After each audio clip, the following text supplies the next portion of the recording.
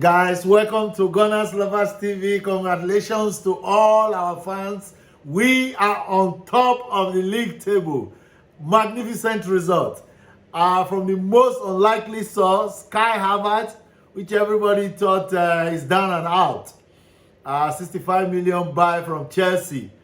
A lot of people have decided to make Arsenal their own headache. That is your problem. If you are not an Arsenal fan and you decide to carry our headache, that's your problem. All I know is now, as of today, Arsenal is on top of the league table, on top of Man City, on top of Liverpool, on top of Aston Villa, on top of Tottenham.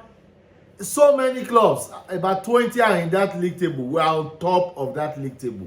Congratulations once again to Arsenal fans.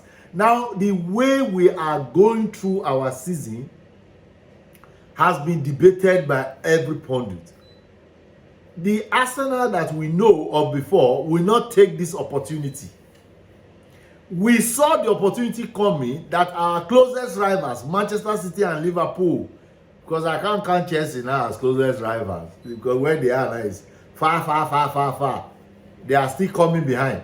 Look, they dropped points on that day. Remember the last video I did, I agreed with you in prayers that that Liverpool and Manchester City, the best result I was wishing for is a draw. If you are not watching that video, go and watch it. And it came to pass. It was a draw. Now my next prayer point was that Arsenal will seize the opportunity to grab that opportunity and go on top, beat Brentford. When I was watching the game, it was going south. I was saying, Jesus, come to our aid. Who can save us from the hands of our enemies? Hey, football enemies. My God, it was Kai Havertz from nowhere. Took the cross that was given by Saka. In fact, Saka has to be praised for many of the crosses he has been giving nowadays. Is it corners? Is it his penalty kicks? He has really improved in that area. He delivered it with precision. And Kai Havertz did something very wonderful, which I was very impressed. Now, unlike those nearly to kill a bird kind of headers, he held the ball to the ground so that the velocity could move fast on a very cold and slippery night where London is facing a lot of, in fact, people are cold, people are mostly indoors, you know, because of the weather. Our boys were out there on the field digging it out inside that weather. Now, debate is also going on our Arsenal title contenders, or they are just there for the meantime. Don't forget that last season, we were the only one as Arsenal Football Club that everybody was looking on to dethrone Manchester City. But for A, B, C, D to E or Z reasons, which you are aware, we could not win the Premier League last season. That is why this season again, I told myself, I said, look, if Arsenal get another opportunity to be on top of that league table, they should hold it with two hands and two legs. Drive the vehicle to its destination safely. Every hand on deck. Now, we have to now pick out individual players who made our day very beautiful. Declan Rice. And we start from there. Declan Rice is one player that has matched and exceeded the price that he was bought for. I know that many people will not agree with me. But go and look at all our matches. From beginning when we played Nottingham Forest, we did not play well. In fact, this season, you can pick 1 or 2, 3 games that we have really played to the expectation of fans. What we have been doing this season has been grinding results out. We will not play very well. Go and look how significant again that Chelsea match we played, that we came back to draw it with 2-2. Go and look the Tottenham one again. All these draws here and there that we have picked have now come to bear, and they are now yielding fruits that has catapulted us to the top of the table. A lot of people had fears that when Arsenal start this season, because we have not been in the Champions League for a long time, we will find it very difficult to manage. But the way we have bulldozed our way through the Champions League and even top our table, the table of Champions League of our group, is so good that there's no pressure coming now from that area at all, because we are qualified for the next round of 16.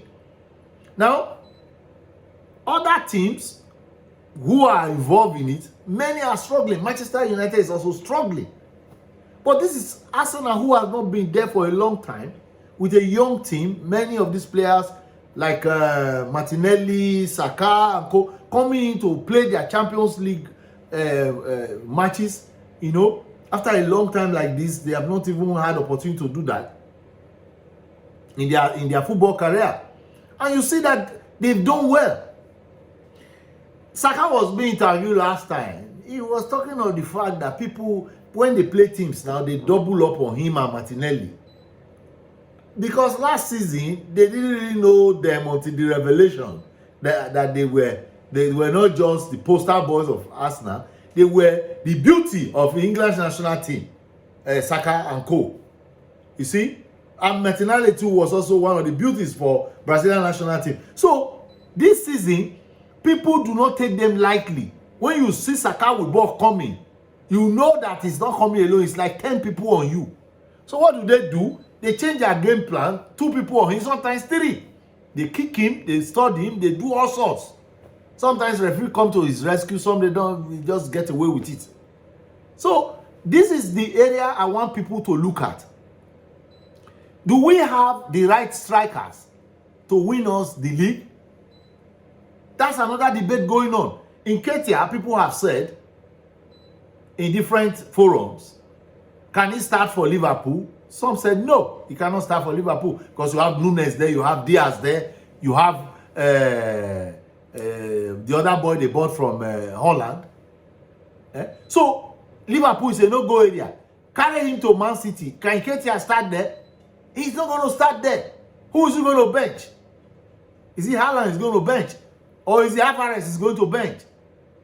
Then you move that there. I can say maybe in Manchester United, they don't really, it's come score today, you don't score tomorrow, like Rashford and co are doing.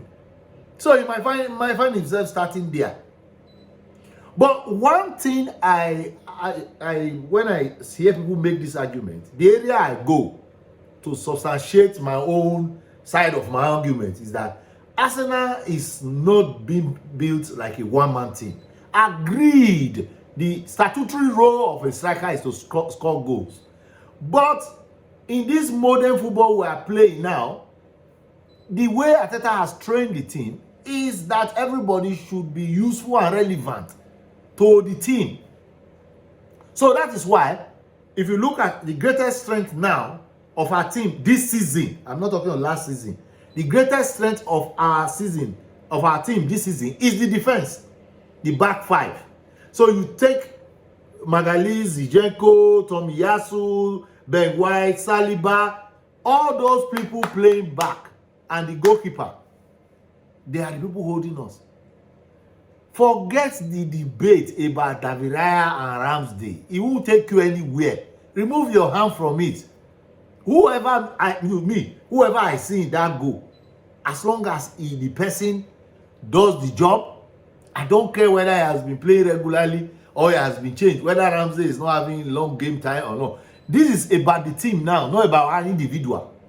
After all, my debate over Ramsdale not being chosen is that other wings, every year you hear, can we reinforce our midfield? Oh, can we get a striker? These positions are not vacant. Other people are playing them, but when they bring new people in, they absorb it. They absorb the shock and move on. You tell yourself, is that you perform for the club, or they will ship you out. So Ramsey not being able to take the pressure throwing the balls, hitting the ground, and then making that error which Declan Rice saved us from. It's all part of confidence, building the confidence back. Because psychologically, he's a human being. He saw the goalkeeper position as his own. That's why he was bought to come and deliver Arsenal after Leno was shipped out to Fulham. But now the table has turned. They brought in David Raya. And from what we are hearing, David Raya's deal for permanent stay is good as sealed by Fabrizio Romano, because they're just waiting for January to actualize it. So David Raya is going to be the first buy for the general window, as it's going to look like, if that report is to be believed. So knowing this, Ramsdale should focus on his football. Anytime you get opportunity, go and do your own and win us the point. Beautiful thing about all the errors he made is that nobody's remembering that, because it was a clean sheet. For last video, I was telling people, I said, whether we score 1-0, 2-0, 3-0, what we are interested in is topping that table this last weekend that just passed, and that target has been achieved. Period. So like, share, and subscribe. Do not walk apart. This is GunnersLoversTV. I want you to join us on this forum. Tell us what you think we should do in the January window, because the debate now is teams who are willing to recontest Champions League next season will invest. Liverpool, Arsenal, I won't count Chelsea yet, Tottenham, Aston Villa, Newcastle, Manchester United. These are teams pushing.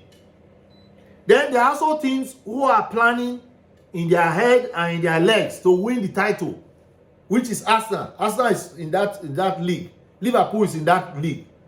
If in my own assessment, the three teams that I think are really contesting for the title, stylishly, without announcing it, is Liverpool, Arsenal, and Manchester City. So it depends on what we do in January that will determine whether we are going to be pushing for another Champions League spot, which will make us reinvest again and get some money, because it looks like the Champions League is very lucrative. Or we have seen beyond the Champions League spot and want to win the title after a very long time. Why not? So let us know your comments on that to know which one you stand for, which you go for. Where we are now, because the target, like I've told you since last season, is that we want to win the Premier League. If the style of play this season is grind out your result, no style, no, don't focus on stylish football, and the second half of the Premier League, from which is the tough part, December, January, February, we now start playing proper stylish football and achieving results, then I'm okay with it. If Nketiah, Odegaard, Saka and co find their boots in December and co and increase the tally, then I'm okay with it, because that's when you really need the season. Partey is injured, so we are hoping that the proper thing to do is to buy another striker to assist Jesus and Nketiah. I'm not of the school of thought that Nketiah is not useful. No, it's very, very useful. Buy another one to add to them. If possible, go for this guy that Ivan Toney, that everybody is talking of. Go and get him. Then get another midfielder to join. Because I said it last time, God forbid anything happens to Declan Rice's leg, we will be in serious trouble. Because we are saying it now, nobody is listening. Don't wait till January before you start making the deals. Start speaking to I don't know what the rules is. Start speaking to the clubs now, so that by January we are not. That's when we are doing the negotiation. We are paying and collecting, because that's what we did last season was fantastic. Before people started buying players, we had bought Durant Timber. We have almost concluded deal for Declan Rice. Havertz was already in the bag like that. That's what we want for January window. So don't drag us back at all. Arteta and the crew, Edu, all of you, hands on deck now. If the cold is too much for you, get jackets or coats. Go and make the deals now. Like, share, and subscribe. Do not walk past this Gunners Lovers TV. I'm your host, Augustine. Until I come your way next time, Jesus Christ loves you and will love you here on this channel. Please share this video to your friends. Make the numbers up for us. And I'll see you in my next video. Bye.